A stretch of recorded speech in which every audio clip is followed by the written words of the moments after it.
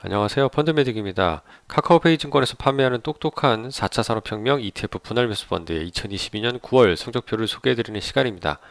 핵심은 금리 인상 및 긴축이 멈춰야, 즉 금리가 하락을 해야 반등을 기대해 볼 수 있지 않을까가 핵심이 되겠는데요. 여기서 말하는 금리는 미국채 10년물을 가지고 좀 확인을 해본 내용, 그리고 그 차트를 뒤에서 소개해 드릴 거고요. 그럼 도대체 언제 이런 그 인상 트렌드 및 긴축이 멈출지도 한번 같이 살펴보도록 하겠습니다. 7.73% 하락했고 1년간은 26%나 하락을 했습니다. 적립식을 하셨다 하더라도 큰 폭의 손실을 경험하고 있기 때문에 기분이 상당히 좋지 않으실 거고요.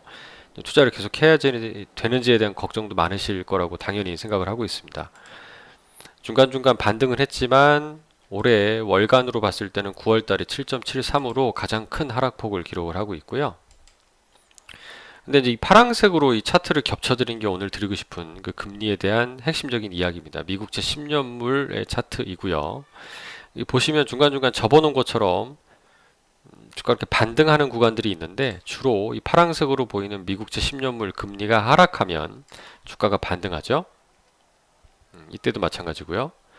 최근에도 마찬가지입니다. 즉 금리 하락이 나스닥 같은 이런 강세, 성장 주식의 강세로 귀결되는 것을 볼 수가 있었는데 지금 최근에도 보면 금리가 좀 하락을 했죠. 다시 주가도 반등하는 모습들이 여전히 나타나는 모습입니다. 그러면 도대체 이 금리가 언제쯤 하락으로 하게 될지, 작년만 하더라도 이렇게 우상향하기보다는 장기적으로 우하향하는 그런 트렌드를 유지를 하는 상황이었었는데 올해는 굉장히 공격적으로 아주 강한 금리 상승세를 보여주고 있어서 시장에 큰 좀 충격을 주고 있는 상황입니다. 일단 이 부분을 보기 위해서는 경기가 둔화되는지를 잘 살펴봐야 되는데, 경기가 둔화되면 이제 경기가 안 좋아질 때 금리를 상승하면 이제 경제 주체들의 고통이 가중되겠죠. 이자 부담도 높아지는 거죠.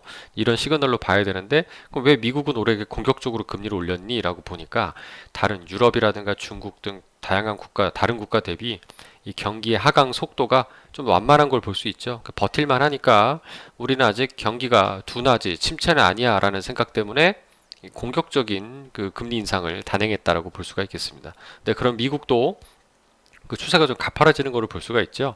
그래서 과거 트렌드를 보면 이제 경기가 둔화되다 못해서 이제 기업들이 힘들면 이제 고용을 줄이죠. 이제 자릅니다, 사람들을. 그래서 실업률이 급등을 하게 돼 있습니다. 근데 지금은 완전 고용 레벨까지 이게 굉장히 이 빨강색으로 보이시는 실업률이 낮아지는 걸 볼 수가 있고요. 이런 부분에서는 경기가 둔하지 충분히 반등할 수 있다. 아직은 버틸만 하다라는 빌미를 줄 수밖에 없는 거죠. 근데 향후에 이 경기 둔화가 더 세지면 실업률이 반등 크게 큰 폭으로 다시 확대될 수밖에 없으니 이런 그 회색으로 표시되어 있는 경기 침체라는 국면으로 넘어가게 되면 그때는 연준도 계속 금리를 올리고 있지는 못할 거라고 생각해 볼 수가 있습니다. 그러면 다 모든 자산들 경매 나오고 실업자들이 생기니까 뭐 예전 공황 같은 상황으로 갈 수도 있는 거죠. 그래서 오늘의 결론은 이제 미국의 실업률 트렌드를 보자. 다만 아직은 실업률이 이렇게 반등하는 국면까지 미국이 지금 안 달라 있는 상황은 아니기 때문에 조금은 좀 더 이 실업률의 추이, 그다음에 경기가 둔화를 못해 침체로 가는지를 좀 지켜봐야겠다라는 게 핵심이 되겠습니다. 감사합니다.